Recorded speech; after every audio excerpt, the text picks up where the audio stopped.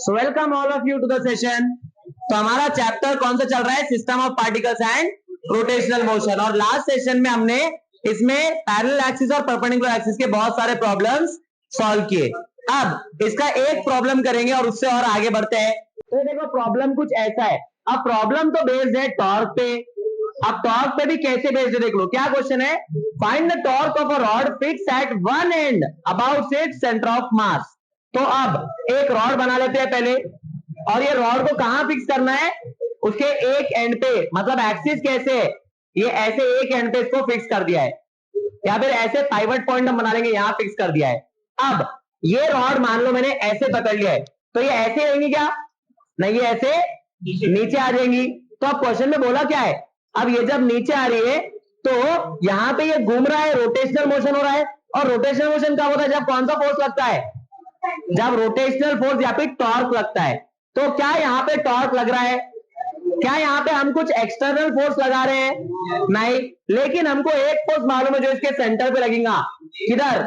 नीचे लगेगा इसका फोर्स mg। इसका अगर मास हम m ले ले तो, और इसका यहां से डिस्टेंस कितना है? l/2।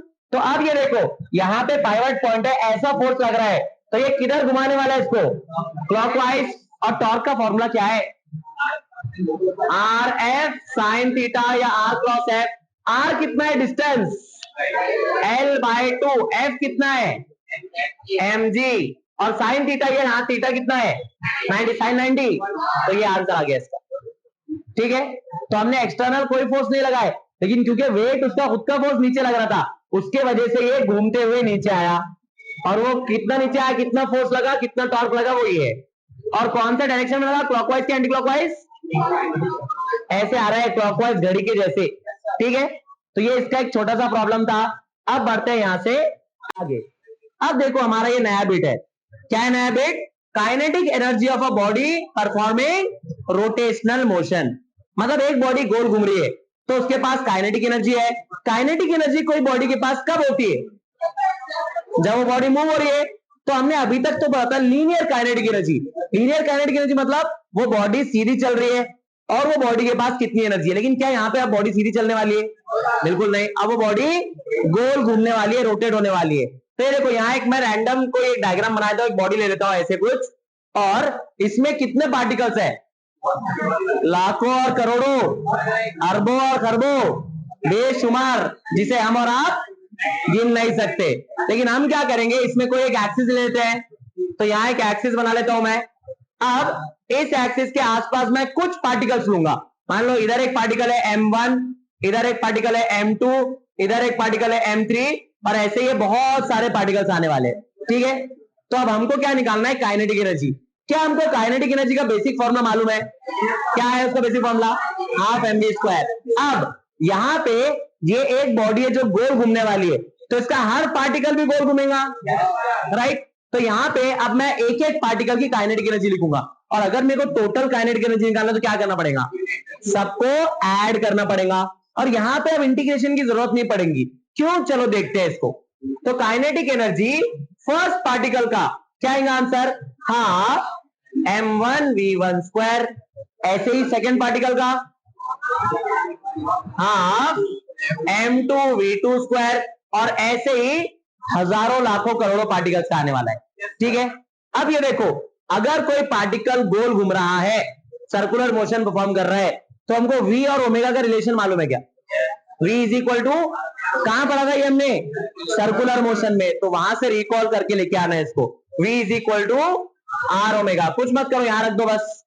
तो अब ये देखो, अब यहां पर इसका रेडियस सबका से, रेडियस में distance from the axis same है या अलग अलग है? अलग अलग है। लेकिन ये जब पूरी बॉडी एक साथ घूम रही है तो इनका क्या सेम रहेगा?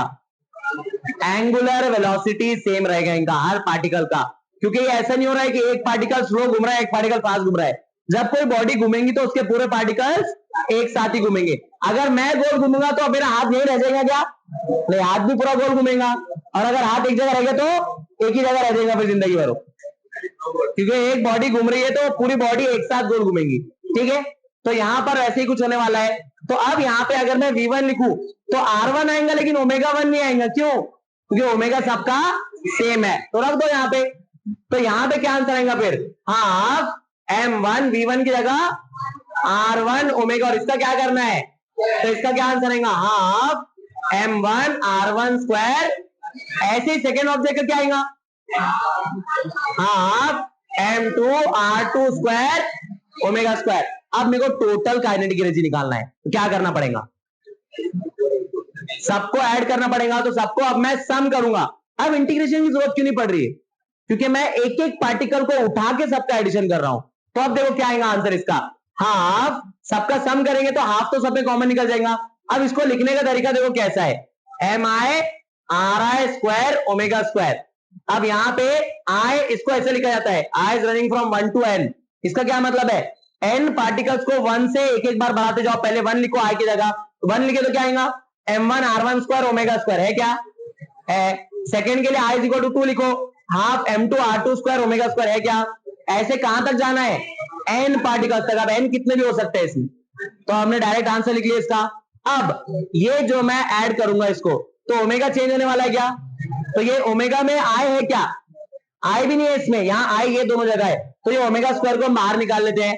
तो इसको ऐसे लिख लेंगे, summation I is running from 1 to n half, ये हाफ को भी बाहर निकाल लेंगे। तो हाफ इधर चला गया, यहां क्या बचा, M I R I square, और इसके बाहर कौन है, omega square. M I R I square या एम आर स्क्वायर किसका फॉर्मूला है, मोमेंट ऑफ इनर्शिया का बेसिक फॉर्मूला हो। तो ये सब मोमेंट ऑफ इनर्शिया हमने ऐड कर दिया, तो क्या मिल गया, total moment of inertia of the body. तो मैं यहां पर इसके जगह फिर कैपिटल आई लिख सकता हूं क्या, तो फॉर्मूला क्या आ गया, हाफ आई ओमेगा स्क्वायर। क्या ये क्लियर है। तो अब देखो हमको काइनेटिक एनर्जी को रिलेट करना है कि लीनियर मोशन में कैसा था और रोटेशनल मोशन में कैसा है। तो लीनियर मोशन में क्या फॉर्मूला था, हाफ एम वी स्क्वायर, और रोटेशनल मोशन में क्या फॉर्मूला है, हाफ आई ओमेगा स्क्वायर। तो हम ये देखेंगे किसकी जगह कौन आया। तो ये देखो यहां पे मैं लिख लेता हूं कि काइनेटिक एनर्जी का फॉर्मूला है हाफ एम वी स्क्वायर, और काइनेटिक एनर्जी का रोटेशनल मोशन में क्या फॉर्मूला आया, हाफ आई ओमेगा स्क्वायर। तो ये तो हमने पढ़ा ही था पहले कि भाई लीनियर मोशन में लीनियर वेलोसिटी आता है और रोटेशनल मोशन में एंगुलर वेलोसिटी। तो ये v की जगह ओमेगा आया, ये तो समझ में आता है। लेकिन मास की जगह कौन आया, मास की जगह आया मोमेंट ऑफ इनर्शिया। तो मास क्या रिप्रेजेंट करता है कि हमको उस बॉडी को उतना ज्यादा फोर्स लगाना पड़ेगा तब वो जाके मूव होंगी, वरना वो मूव नहीं होंगी। यहां पे भी कुछ ऐसा ही है। मोमेंट ऑफ इनर्शिया का डेफिनेशन ही हमने ऐसा स्टडी किया था कि मोमेंट ऑफ इनर्शिया क्या है, अपोजिशन टू रोटेशन या opposition to relative rotation. Relative rotation मतलब अगर वो बॉडी एक जगह रुकी हुई है तो बोलेंगे मेरे को गोल मत घुमाओ, और अगर वो बॉडी पहले से गोल घूम रही है तो बोलेंगे रोको मत। तो ये कौन सा इनर्शिया है, रोटेशनल इनर्शिया है। तो यहां पे अब हम जो भी फॉर्मूला लिखेंगे रोटेशन में, उसमें मास को किससे रिप्लेस करना है, मोमेंट ऑफ इनर्शिया से। ठीक है, ये हम आगे भी एक पूरी लिस्ट देखने वाले हैं फॉर्मूले की, जिसमें लीनियर मोशन से रोटेशनल मोशन के फॉर्मूले कैसे बने वो हम निकालने वाले। तो यहां तक क्लियर है काइनेटिक एनर्जी का फॉर्मूला। तो kinetic energy of rotating body कितना है, answer half I omega square. अब ये आई की वैल्यू हर ऑब्जेक्ट के लिए अलग है। ये हॉलो सिलेंडर, ऐसे सिलेंडर के लिए क्या है इसका आंसर, हॉलो सिलेंडर ये एक्सिस से घुमाना है एम आर स्क्वायर। तो जब आपको हॉलो सिलेंडर ऐसा दिया होगा तो एम आर स्क्वायर लिखेंगे, सॉलिड सिलेंडर दिया तो एम आर स्क्वायर बाय 2 लिखेंगे। तो ये आई की वैल्यू हर ऑब्जेक्ट के लिए चेंज होती जाएंगी, जो हमने लिखे थे पढ़े थे राइट लास्ट सेशंस में हमारे। तो ये हमारा काइनेटिक एनर्जी का फॉर्मूला। इसके हम पहले क्या करेंगे, पूरे फॉर्मूले एक साथ देख लेंगे, फिर इसका एक सेशन में हम पूरे प्रॉब्लम्स ही करेंगे। वो ऑलमोस्ट हमारा नेक्स्ट सेशन में आ जाएगा, उसमें ये पूरे फॉर्मूले के हम सिर्फ प्रॉब्लम्स ही करते जाएंगे, जैसे हमने परपेंडिकुलर और पैरेलल एक्सिस का किया था। ठीक है, तो चलो बढ़ते हैं यहां से। एंगुलर मोमेंटम, और एंगुलर मोमेंटम का दूसरा नाम क्या है, मोमेंट ऑफ मोमेंटम। मैंने आपको एक पॉइंट बताया था, जहां भी मोमेंट ऑफ वर्ड आता है तो आपको किससे मल्टीप्लाई करना है, डिस्टेंस से मल्टीप्लाई करना है। तो यहां पे है एंगुलर मोमेंटम का दूसरा नाम क्या है, moment of momentum. Angular momentum से पहले क्या हमने लीनियर मोमेंटम पढ़ा है, लीनियर मोमेंटम को किससे डिनोट करते हैं, पी से, और वो पी का फॉर्मूला क्या आता है, मास इनटू वेलोसिटी राइट। क्या लीनियर मोमेंटम स्केलर है, नहीं वो वेक्टर है। मास तो स्केलर है लेकिन वेलोसिटी वेक्टर होने की वजह से पी भी वेक्टर है। और मोमेंट ऑफ मोमेंटम मतलब इसको किससे मल्टीप्लाई करना है, डिस्टेंस से। और अब ये देखो, क्योंकि लीनियर मोमेंटम वेक्टर है तो एंगुलर मोमेंटम भी वेक्टर होगा। और मोमेंटम किसकी इंफॉर्मेशन देता है हमको, मोमेंटम, लीनियर मोमेंटम हमको वो बॉडी का मास कितना है प्लस उसकी वेलोसिटी कितनी है उसकी इंफॉर्मेशन देता है। जैसे अगर मैं बोलूं कि a cycle is moving on a road and a bullet is fired from a gun, which object has higher momentum, bullet. लेकिन मास तो साइकिल का काम है, बुलेट गाड़ी नहीं, बुलेट मतलब गोली। तो ठीक है, तो जैसा बोला जाता है किसी की बोली, ठीक है, तो ऐसा कुछ। तो यहां पे तो किसी का मतलब नाम आया था किसी का भी, तो यहां पे वो जो बुलेट है उसका मास तो कम है, लेकिन क्योंकि उसकी वेलोसिटी इतनी ज्यादा है उसकी वजह से उसका मोमेंटम बढ़ जाता है। और साइकिल का मास ज्यादा है लेकिन स्पीड बहुत कम है। अगर साइकिल चल रही है तो साइकिल 200 की स्पीड से चला सकते हैं क्या, पॉसिबल नहीं है। ठीक है, तो यहां पे मोमेंटम किसका ज्यादा, बुलेट का। तो वो क्या क्या इंफॉर्मेशन दे रहा है उसके मास और वेलोसिटी दोनों के बारे में। तो ये तो था लीनियर मोमेंटम में। एंगुलर मोमेंटम में क्या होगा, अब मैं इन शॉर्ट बताता हूं आपको। मास की जगह क्या आने वाला है, आई, और वेलोसिटी की जगह ओमेगा। डायरेक्ट फॉर्मूला लिख सकते हैं। अब एंगुलर मोमेंटम को डिनोट करते हैं कैपिटल एल से, तो हम डायरेक्ट लिख सकते हैं L is equal to I omega. यही फॉर्मूला आने वाला है, मास की जगह moment of inertia, linear velocity की जगह एंगुलर वेलोसिटी। लेकिन इसको डिराइव भी कर लेते हैं, बोर्ड एग्जाम में पूछ सकते हैं डिराइव करने का फॉर्मूला। तो अब देखो, ये पहले हम इसका फॉर्मूला लिख लेंगे एल का। तो एल का फॉर्मूला क्या है, मोमेंट ऑफ मोमेंटम, मतलब किससे मल्टीप्लाई करना है इसको, डिस्टेंस से। डिस्टेंस मतलब आर, तो मैं लिखूंगा आर क्रॉस पी। तो ये है आपका एंगुलर मोमेंटम का फॉर्मूला। एंगुलर मोमेंटम का दूसरा नाम क्या है, मोमेंट ऑफ मोमेंटम। अब मोमेंट ऑफ मोमेंटम का मतलब कि मोमेंटम को, मोमेंट मतलब डिस्टेंस से मल्टीप्लाई करना है, जो हमने यहां कर लिया। अब ए क्रॉस बी का आंसर क्या आता है, A B sine theta. Vectors में रिवाइज करना पड़ेगा, ठीक है। ए क्रॉस बी का आंसर आता है A B sine theta, A dot B का A B cos theta. Clear है, तो ये इसका फॉर्मूला आ रहा है। फिर से वही करना है आपको, क्या कि एक ऐसी बॉडी लेना है, उसमें एक एक्सिस बनाना है, अब फिर उसमें यहां पे मासेस लेना है m1 m2 m3, फिर उसमें सब सेम चीज करना है, फिर एक एक का मोमेंटम निकालना है, फिर सबको ऐड करना है। तो सबको जब आप ऐड करेंगे तो उसका आंसर यही आएगा, ठीक है। सबको जब आप ऐड करेंगे तो L is equal to I omega, answer आने वाला है। क्या करना है आपको, L1 L2 L3 निकालते जाना है, फिर बाद में सबको ऐड करना है, तो आंसर क्या आएगा उसका, L is equal to I omega. कैसे, अगर देखना है तो यहां आप देख सकते हैं, यहां आएगा आर पी साइन थीटा। तो अभी मैं थीटा 90 बोल देता हूं, साइन 91। पी का फॉर्मूला क्या है, आर क्रॉस एम वी। अब V is equal to R omega, तो वो पुट करेंगे। क्यों पुट कर रहे हैं हम ये आर ओमेगा, क्योंकि ये सर्कुलर मोशन हो रहा है। सर्कुलर मोशन में हमने पढ़ा था V is equal to R omega, तो यहां आर ओमेगा आ गया, आर इंटू आर, तो यहां क्या आएगा एम आर स्क्वायर, और एम आर स्क्वायर क्या होता है, moment of inertia I omega.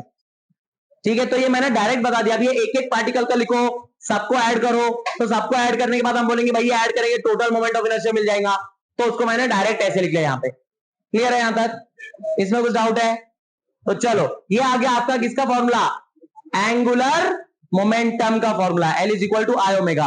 अब हमने काइनेटिक एनर्जी का जो फॉर्मूला पढ़ा था वर्क एनर्जी पावर में, तो उसमें हमने काइनेटिक एनर्जी के दो फॉर्मूले पढ़े थे। एक तो आपका फॉर्मूला था काइनेटिक एनर्जी का हाफ एम वी स्क्वायर, ये तो था मास और वेलोसिटी के फॉर्म में।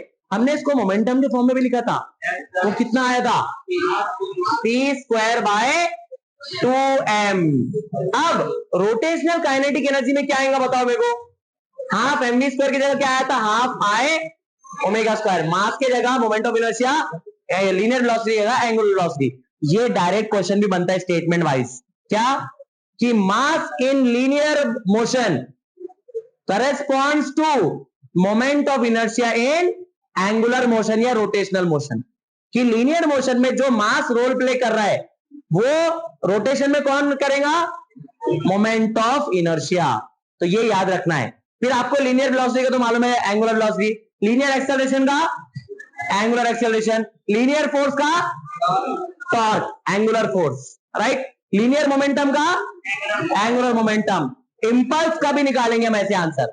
इंपल्स का फॉर्मूला किसको याद है, क्या है, फोर्स इंटू टाइम, और एक फॉर्मूला डेल्टा पी, तो वो लीनियर मोशन में था। यहां पे इंपल्स का फॉर्मूला क्या आएगा, वहां डेल्टा पी था लीनियर मोमेंटम, यहां पे क्या आएगा डेल्टा एल एंगुलर मोमेंटम, और डेल्टा एल कैसे निकालेंगे, फाइनल माइनस इनिशियल। क्लियर है यहां तक, इसमें कुछ डाउट है?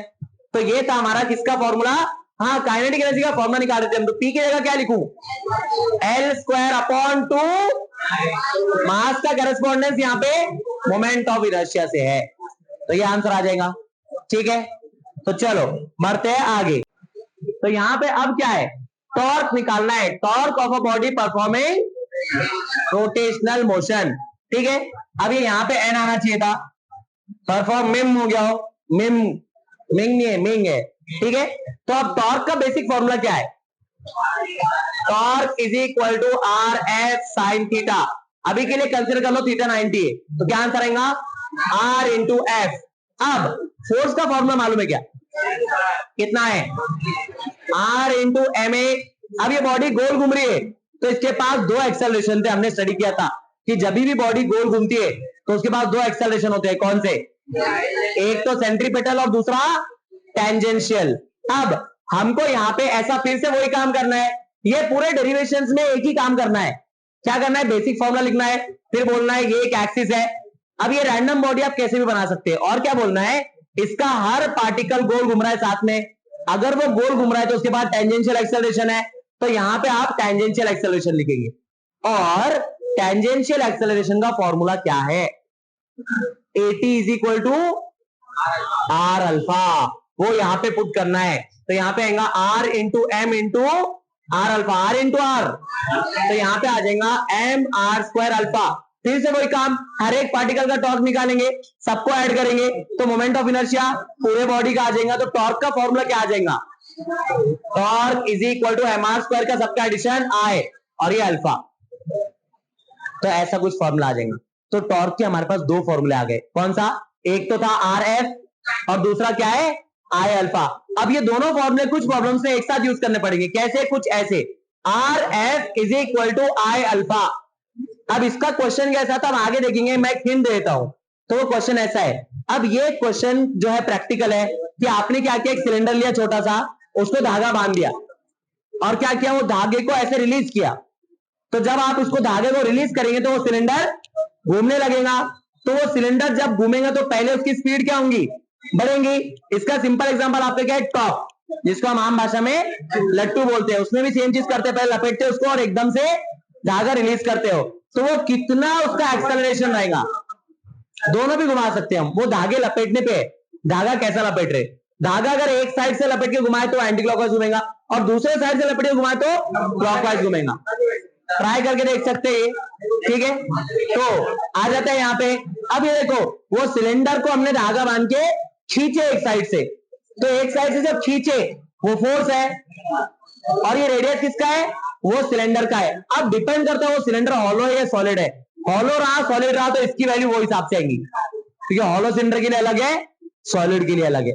और आपको बोलेंगे अल्फा निकालो, तो अल्फा का फॉर्मूला क्या बन जाएगा, alpha is equal to R F upon I. तो ये एक न्यू फॉर्मूला मिल गया हमको, कौन सा, एंगुलर एक्सेलरेशन के लिए। अल्फा क्या है, एंगुलर एक्सेलरेशन। आई और अल्फा में लिख सकते, लेकिन हमारा जो मोमेंट ऑफ इनर्शिया है वो स्केलर है कि वेक्टर है, वो स्केलर है, तो उसका तो कोई डायरेक्शन है ही नहीं। तो डायरेक्शन सिर्फ किसका आएगा, अल्फा का। तो इसको ऐसे लिख सकते हैं हम, ठीक है, क्योंकि यहां पे दोनों भी वेक्टर्स थे, डिस्प्लेसमेंट प्लस फोर्स, तो इसीलिए उसमें आर क्रॉस एफ आया था। यहाँ पे एक ही है तो अल्फा का डायरेक्शन आएगा, ठीक है। तो अगर आपको बोलता है टॉर्क का डायरेक्शन निकालो फ्रॉम दिस फॉर्मूला, तो हम बोलेंगे torque will be as same direction as angular acceleration alpha, ठीक है। और अगर मैं बोल रहा हूं it is uniform circular motion, a uniform rotation, तो अल्फा की वैल्यू कितनी हो जाएंगी, 0 हो जाएंगी।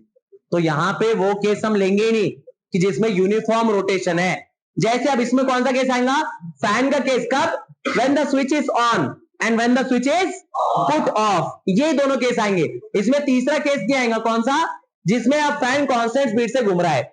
ऐसे कब होता है, फैन चालू करने के 5-10 सेकेंड बाद फैन एक कांस्टेंट स्पीड पे पहुंच जाता है, अगर उसकी एंगुलर वेलोसिटी कांस्टेंट हो गई तो एंगुलर एक्सेलरेशन 0 हो जाएगा। ठीक है, क्योंकि एक्सेलरेशन स्पीड ना बढ़ रही है ना कम हो रही है, तो एक्सेलरेशन कितना 0, ठीक है। और ऑन करेंगे तो स्पीड बढ़ेगी, ऑफ करेंगे तो स्पीड, तो वहां पे एक केस में ऑन करेंगे तो एक्सेलरेशन पॉजिटिव रहेगा, ऑफ करेंगे तो एक्सेलरेशन नेगेटिव रहेगा। ये हमने किए थे इसके ऐसे क्वेश्चंस, ठीक है, यहां तक क्लियर है। तो ये था हमारा टॉर्क का फॉर्मूला, ठीक है। तो तीनों फॉर्मूले समझ में आ गए, किसके, kinetic energy of rotating body, उसके बाद angular momentum of rotating body, उसके बाद torque of a rotating body. तो ये फॉर्मूला बहुत काम में आने वाला है आगे, ठीक है। तो चलो बढ़ते हैं आगे। अब नेक्स्ट जो आपका है क्या पॉइंट है, conservation of angular momentum. Conservation का मीनिंग क्या होता है, ये मैंने आपको बताया था कि कंजर्वेशन क्या बोलता है, मैं पहले भी ऐसे ही था, आज भी ऐसे हूं और आगे भी ऐसे रहूंगा। किसका कंजर्वेशन करना है, एंगुलर मोमेंटम, मतलब पहले जितना एंगुलर मोमेंटम है बाद में भी उतना ही रखना है। तो अब ये देखना है, अब ये एंगुलर मोमेंटम चेंज नहीं हो रहा है विथ रिस्पेक्ट टू टाइम, तो विथ रिस्पेक्ट टू टाइम अगर चेंज नहीं हो रहा है और अगर हम चेंज निकाले तो चेंज कितना आएगा, 0। तो अब देखो मैं बोल रहा हूं कि the initial angular momentum must be equal to final angular momentum. ये कंडीशन कब आएगा, तो हमने लीनियर मोमेंटम में पढ़ा था, ये न्यूटन सेकेंड लॉ से रिलेटेड, कि जब लीनियर मोमेंटम कांस्टेंट है तो क्या 0 हो जा रहा था, वेलोसिटी और एक्सेलरेशन, एक्सेलरेशन 0 तो क्या 0, फोर्स 0। तो हमने वहां पे एक बहुत इंपॉर्टेंट स्टेटमेंट बोला था कि the linear momentum is conserved only when the external force is 0, या फिर द टोटल एक्सटर्नल फोर्स, उसमें रहेंगे बहुत सारे फोर्सेस लेकिन सबका एडिशन कितना आएगा, 0। अब वैसे यहां पे करना है, तो अब यहां पे वो फोर्स नहीं आएगा, कौन सा फोर्स आएगा, अब टॉर्क आने वाला है। तो इसमें स्टेटमेंट कैसे बनेगा कि the angular momentum is conserved only when the total torque applied to the body is 0। अब इसमें दो कंडीशन आ सकते हैं, या तो कोई भी टॉर्क अप्लाई नहीं हो रहा है, टॉर्क ही 0 है, या फिर टॉर्क तो अप्लाई हो रहा है लेकिन ऐसा अप्लाई हो रहा है कि जितना इधर है उतना ही, तो ये एक दूसरे को कैंसिल कर दे रहे हैं, टोटल टॉर्क 0। अब वो उसी चीज को डिराइव करना है, तो अब देखो इसको डिराइव कैसे करेंगे, तो इसको करेंगे हम डिराइव कि हम बोल रहे हैं मोमेंटम चेंज नहीं हो रहा है, तो अगर मैं चेंज इन मोमेंटम निकालू तो वो कितना आएगा, एल का फॉर्मूला है क्या हमारे पास है, एल का क्या फॉर्मूला है, आर क्रॉस पी, और पी का क्या फॉर्मूला है, आर क्रॉस एम वी। इसमें मास स्केलर है कि वेक्टर है, मास, मास स्केलर है तो बाहर निकल जाएंगे, तो M D by D T R cross V. अब ये मैथमेटिक्स में एक रूल आता है जिसका नाम है, कौन सा rule, product rule. Product rule क्या है कि अगर आपके सामने दो लोग आए तो आप दोनों लोगों से ऐसा हाथ मिलाते हैं क्या, नहीं, पहले एक से मिलाएंगे, फिर तो पहले जब एक से मिला रहे तो दूसरों को बोलेंगे साइड में, फिर जब दूसरों से मिला रहे तो पहले वालों को साइड में करेंगे। तो अब इसमें भी वही करना है, तो इसमें देखो वही कैसे करना है, तो पहले मैं एम लिख लूंगा, डेरिवेटिव क्या बोल रहा है, इनको आप थोड़ा साइड में रुको, इनसे मिलने दो, तो आंसर क्या आएगा, ये आ गया साइड में और ये आ जाएगा D by D T of V. अब वी से मिल लिया, वी को थोड़ा सा साइड में कर देंगे और किससे मिलेगा डेरिवेटिव, आर से मिलेगा। अब मेरे को ये बताओ डेरिवेटिव ऑफ डिस्प्लेसमेंट वेलोसिटी, तो यहां पे आंसर आएगा M R cross D by D T of V, velocity का डेरिवेटिव एक्सेलरेशन ए, और plus D by D T of R bar velocity, तो वी क्रॉस वी। अब मेरे को बताओ वी क्रॉस वी कितना, वी क्रॉस वी कितना, 0। क्यों, क्योंकि ए क्रॉस भी आता है, ए भी साइन थीटा, और अगर दोनों वेक्टर सेम है तो दोनों के बीच में एंगल कितना है, 0, तो वी क्रॉस वी का आंसर आएगा, तो बचा क्या, M into R cross A, और ए के जगह क्या लिख सकते हैं फिर से, ए के जगह आर अल्फा, रोटेशनल मोशन में एक्सेलरेशन, ठीक है, अच्छा ठीक है, तो ये देखो यहां पे आएगा M R cross R alpha, ठीक है। अब क्या होगा आंसर, आर क्रॉस और आर स्क्वायर, तो इसका आंसर आएगा एम आर स्क्वायर अल्फा, और एम आर स्क्वायर अल्फा क्या होता है, M R square I into alpha क्या होता है, torque, torque is equal to I alpha. इसका मतलब है कि D L by D T का हमारा आंसर आया टॉर्क, और ये टॉर्क अगर कंजर्व्ड है तो कितना होना चाहिए? तो इसमें हम वही स्टेटमेंट बोलेंगे लास्ट में कि if we want the angular momentum to be conserve, the total torque must be 0। Clear है यहां तक? तो हमने ये कुछ फॉर्मूले देख लिए। इसके बाद हम कुछ क्वेश्चन देखने वाले थे। ये ऐसे, ये देखो, ये वो टेबल है। अब ये टेबल अभी देखो ध्यान से, ये टेबल मैं बाद में रिपीट नहीं करूंगा। तो देखो क्या है, ये लीनियर डिस्प्लेसमेंट की जगह एंगुलर डिस्प्लेसमेंट, लीनियर वेलोसिटी की जगह एंगुलर वेलोसिटी, लीनियर एक्सेलरेशन की जगह एंगुलर एक्सेलरेशन, मास की जगह moment of inertia, linear momentum की जगह एंगुलर मोमेंटम, लीनियर फोर्स की जगह टॉर्क। वर्क डन का फॉर्मूला सेम रहेगा लेकिन टर्म चेंज हो जाएंगे। वर्क डन का फॉर्मूला क्या देखा था हमने? एफ एस कॉस थीटा या एफ डॉट एस। तो लीनियर फोर्स रहेगा टॉर्क, लीनियर डिस्प्लेसमेंट रहेगा एंगुलर डिस्प्लेसमेंट। और पावर का भी फॉर्मूला एफ डॉट वी, तो इसमें क्या आएगा? एफ के जगह टॉर्क, लीनियर वेलोसिटी जगह एंगुलर वेलोसिटी। और सेम चीज आएंगी इंपल्स में जो हमने अभी अभी डिस्कस किया था, डेल्टा एल आंसर आएगा इसका। क्लियर है? तो ये सब, ये जो फॉर्मूले, एक एक फॉर्मूले पे हमको बहुत सारे प्रॉब्लम्स करना है।